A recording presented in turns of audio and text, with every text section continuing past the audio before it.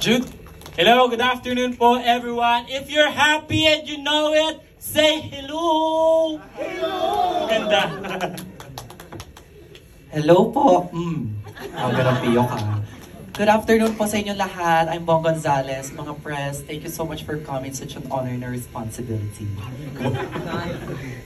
Hi everyone, I'm Universe. Thanks for coming and I hope you guys enjoy. What's up guys, I'm Dre, and thank you for coming out to MediaCon on Love at First Spike, and hope you guys enjoy. Welcome to the world of Brixton. Let's go to Sky first. Bright Sky everyone, good afternoon po. Thank you to our media friends who are here and also to our kapamilyas who are watching sa live stream natin. I hope you guys are ready because Love at First Spike will be spiking tonight and June 20 po, 8 p.m. Dylan. Hello mga kapamilya, hello sa lahat ng press na dumayo po dito. Maraming salamat po sa suporta nyo and I hope na mag-enjoy tayo lahat.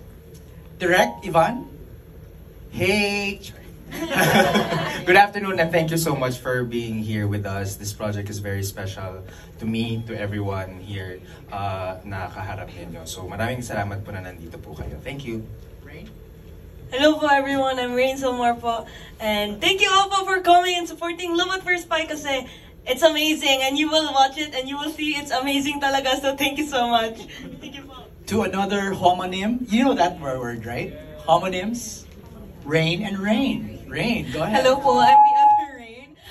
Your fellow ally, para Salcedo. My name is Rain Parani. Maraming salamat po for the press to be here. Maraming salamat po. I know everything that you've been going through. Thank you so much for being here. And what have been going through? Ano ang pinagdadaanan namin, Rain? My course is similar to them, so I know the struggle. Ayun po, maraming salamat po for being here and sharing our stories to everybody else. Mass communications, Rain. Sean? Hello po mga kapamilya, ako po si Sean Tristan. This project is really special, so thank you po sa inyong lahat for coming. And yeah, let's all have a good time today. Emilio? Mga kapamilya, mga kaibigan natin sa press, maraming salamat po sa pagpunta niyo dito. Sana po magustuhan niyo yung Love at First Spike, pinaghirapan po namin to, and it's nice to see everyone. Thanks, Emilio. Okay, ilatag muna natin. No? Now that you've greeted everybody, ilatag natin what is this all about. Maybe Ash, you're the writer. You can share. Bong, Rain. Sean, you play also? No, okay. So, yung iba, first time, kayo ba yung ano yun? Kantahan nyo nga kami, paano nyo, or was it a requirement, direct, na dapat naglalaro ng volleyball yung cast members?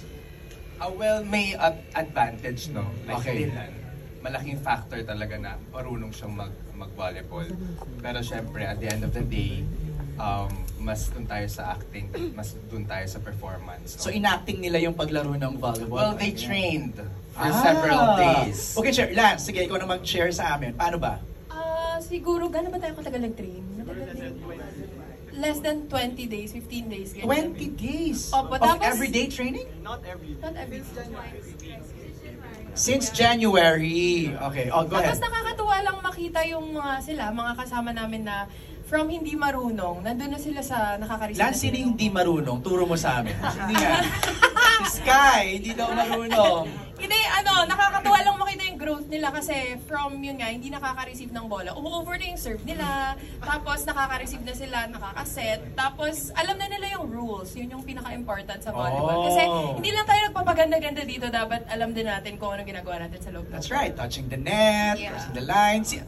From the Sparks campers, sino pwede mag-share ng inyong experience? Miggy, ikaw. Oh my God.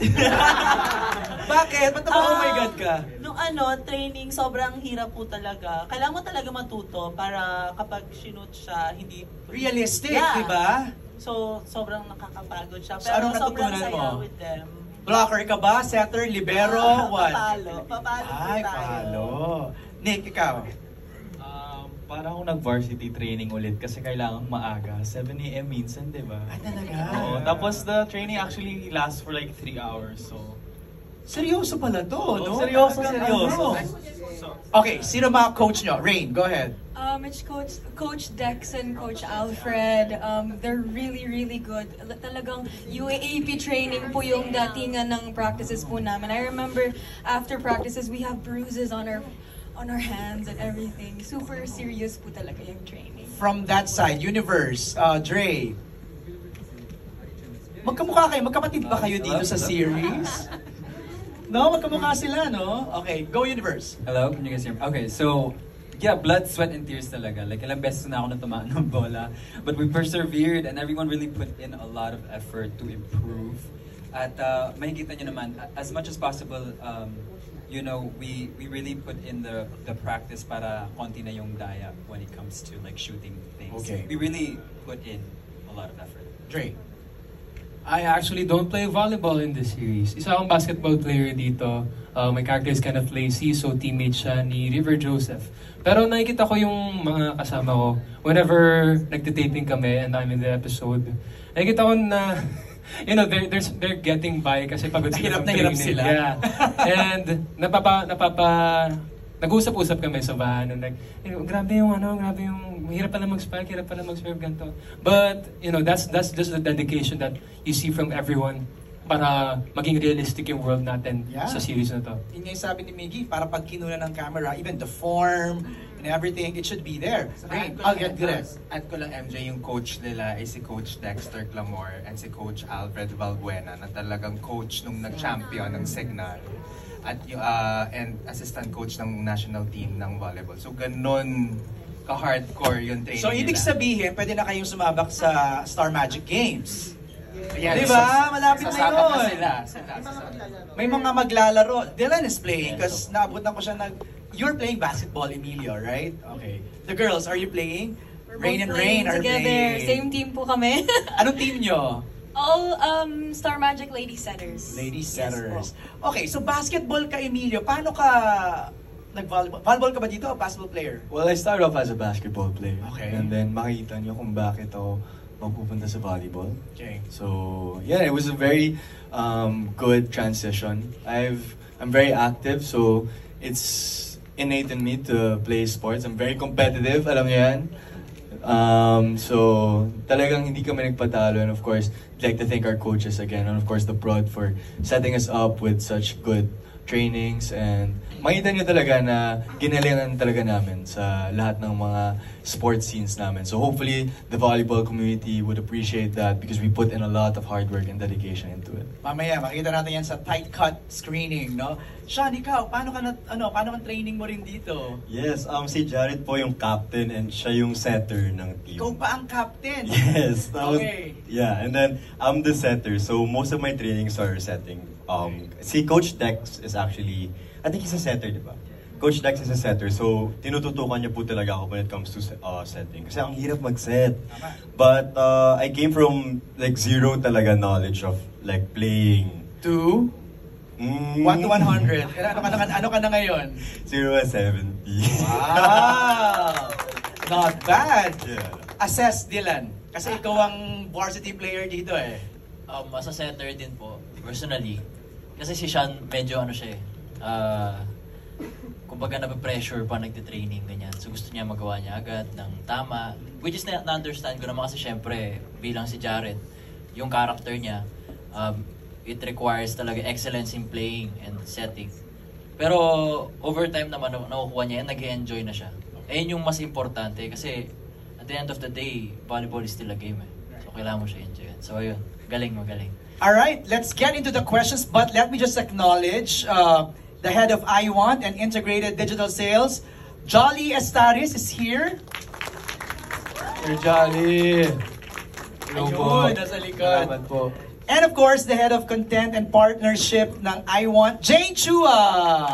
Jane, hello po. Abangan nila yung mga sagot nyo. Okay, let's start. Nika, ikaw na yung... So, you wanna ask your question? Ako na lang? Ikaw? Okay. Si Nika from Push, ang question is for Emilio, Rain, and Sean. How was it working on your first series, and what are the things that you learned and discovered about yourself as artists, as actors? Working with the cast... This is not your first series. Yes. Diba? Meron naman in the past. Yes. Pero I think what I learned from this series is how trust really matters. Like I really needed to trust my director, my co-actors, and especially myself. And siguro something that I discovered po is how brave I actually am, especially in being part of stories that really matter to a lot of people. Rain. Ako naman, this is my first lead role in a series. After almost a decade po in the industry, I've waited so long, honestly. It's really, really big for me po talaga. It means so much, lalo na po na I really play volleyball before since elementary. Now that I'm here, what I've learned is how to be a responsible ally. It's much more than learning what other people want to be called or the definition of being an ally or the LGBTQI plus community. There's so much more po. I've been in the beauty pageant industry where all of them are there to give colors to whatever we do in our job. And I just want to give this to them. Totoong masaya po talaga pag may bakla, and I love them so much. I hope that we could represent all of you and that you could find this series as a comfort. And I've learned so much with discipline. I do know how to play volleyball, but that doesn't mean my body is fully conditioned for it. So that was also one of my learnings. I really got to be with my body more along with my mind. Yan po. Beauty queen na beauty queen sumunod. Thank you. Train na train din. Diba? Well, this is a dream come true for me because this is my first lead role ever. And, you know, I've always dreamt of being a leading man here at ABS-CBN in the industry. So I'm very happy and thankful and humbled to be given this opportunity. And, you know, I know the amount of dedication and hard work that it takes to lead a series. So that's something that I've learned and dala-dala ko yan sa mga susunod na projects. Ang next question ni Nika is for... wala si Meryl. So, maybe yung next question is, marking the series as first for most of the cast, what are the most challenging, difficult thing you experienced and how did you manage it? Maybe anybody, sinong gusto sumagot? Lalo yung mga first-timers. Bong, is this your first? No, hindi di ba? Series po, first series. First, First ano yung one in pinaka-challenging na part? Aside from the learning the volleyball. I think for me, yung character ko mismo. What is your character ba? Character ko po kasi si Hans Mendehar, ano po siya, mainhin po siya magsalita. Mahinhin ka naman. I mean, kasi yung, parang yung experience niya po kasi, yun po yung dinala ko sa series na for me nahihirapan ako. Pero, nag-guide naman po ako ni Direk ng buong cast. And ayun po, sa character po ako na-challenge pero at the same time, grateful naman po ako na nagagabayan po ako sa role ko. Kanina kasi Rain mentioned about LGBT, no? Na part. Baka may mga nalilito tayong viewers na, bakit may LGBT? So maybe you can describe your characters, no? Emilio, briefly may nasabi na si Ash about you, but maybe you can expand further your character. So Uno Santillan is an academic scholar at Brixton. He's the team captain of the basketball team, and he's a determined guy, he's a very persistent guy, and you'll see more about his journey when you watch Love at First Sight. Okay, Sean. I played the role of Jared Aragon. Jared is the team captain of the boys volleyball team, and he's an out and proud member of the LGBTQIA++ community, and he's the cousin of Farah Salcero and the childhood best friend of Uno Santillan. Best friend lang. Childhood best friend. Lang. Childhood best friend. Rain, Farah, you're playing the role of Farah. Yes, I'll be playing the role of Farah Salcedo, a stereotype breaker. She's an athletic scholar as well, but also she's really passionate, really loving, gives all of herself into everything she works hard in. And I feel like it's a good role as well for other women to see that you could be much, much more. And ayan po, I am also Jared's cousin and Uno's teammate that will teach him how to play volleyball. Yan po. Nagre-reserve pa sila ng details eh. Yeah. Spoil You'll find out later. I know. Sino ang teammates mo, Sean, dito sa... Dylan, Sky, all of them, except Dre and... and Binsoy. Okay. And the girls. The girls. Yeah. And the Badings. They're all part of our team. Okay. O yung question kanina, yung challenging lang mga first-timers na mag-act. This is not your first time, Sky. No, hindi ba? No, but by far, this is the most challenging and the hardest role that I have played. Kasi I've done BL. I've done a BL series before. For MMK, it was also BL. For Viral Scandal. But eto po, sobrang hirap. Nung binigay sa akin ni Direk Ivan, may extra pressure kasi the character of Lucien Ong is based on his experience when he was 12. Tama ba, Direk? 12? I deny all allegations. Yeah, so he denies, but you'll see in the series. So may extra pressure because there's that layer that this is the experience of Direk, that someone that na talagang kasama sa Direk also is part of the writing team of the series. So malayo kasi siya kung sino ako, how I talk, how I act, how I behave. So I had to really build the character from ground up. Kasi nung binigay sa akin ni Direk, sabi niya, mahirap yung character na to. It's so complex. Kasi sa utak niya, he thinks how he acts and talks are mask or masculine. Pero when he starts to move na talaga and he becomes comfortable with the environment, makikita mo talaga na, okay, he's gay. So my character is really,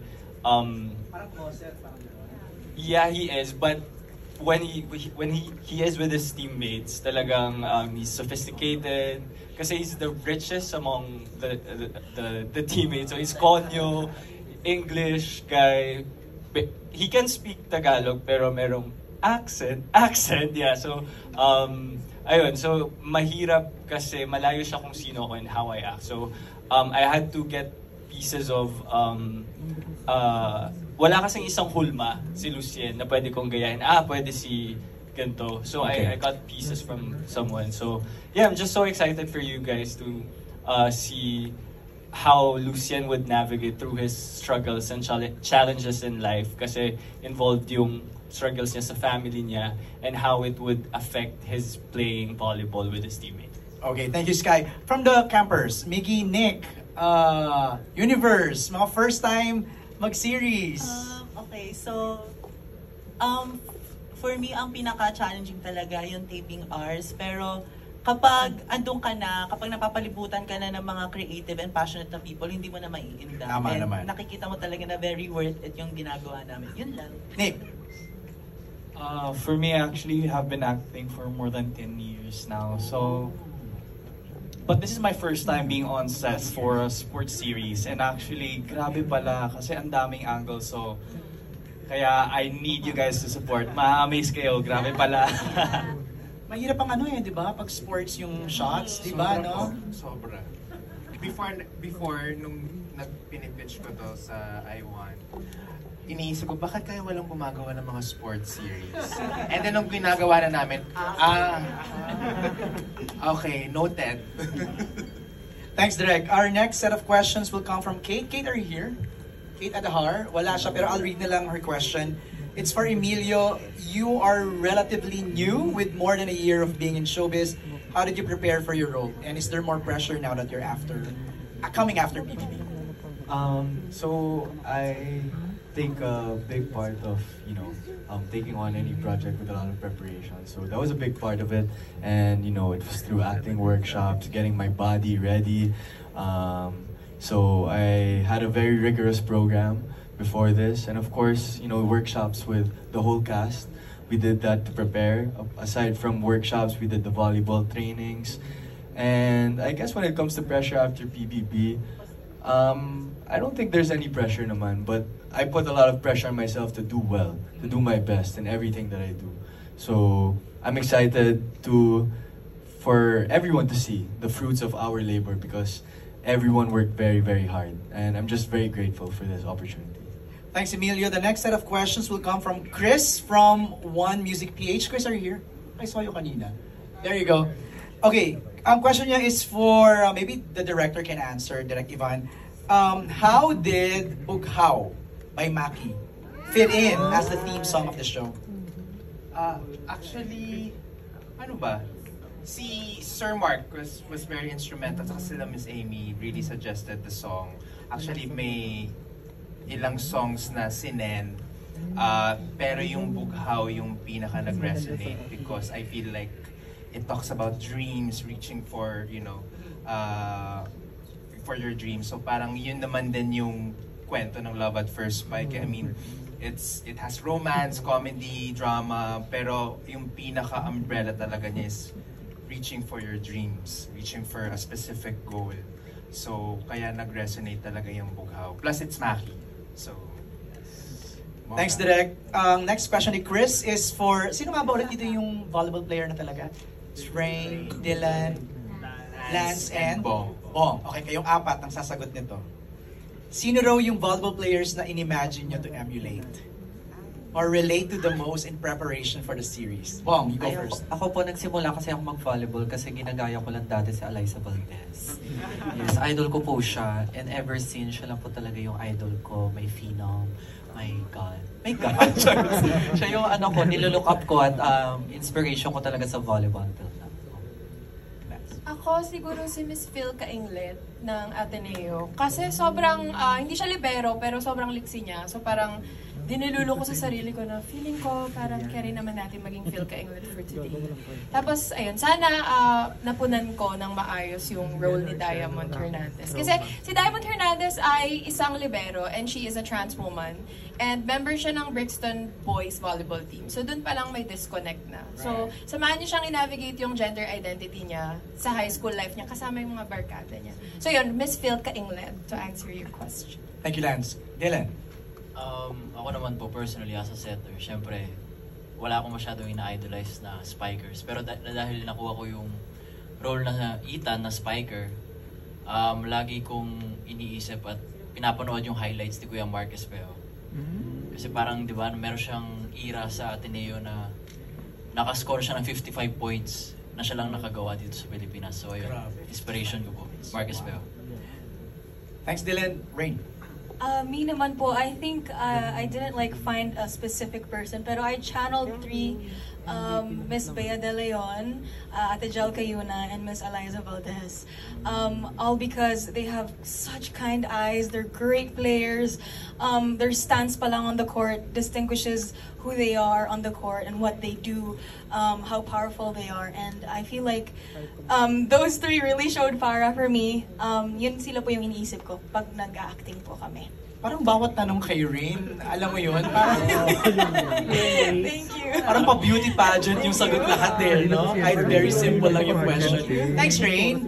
Maraming salamat. Ang next na magtatanong is si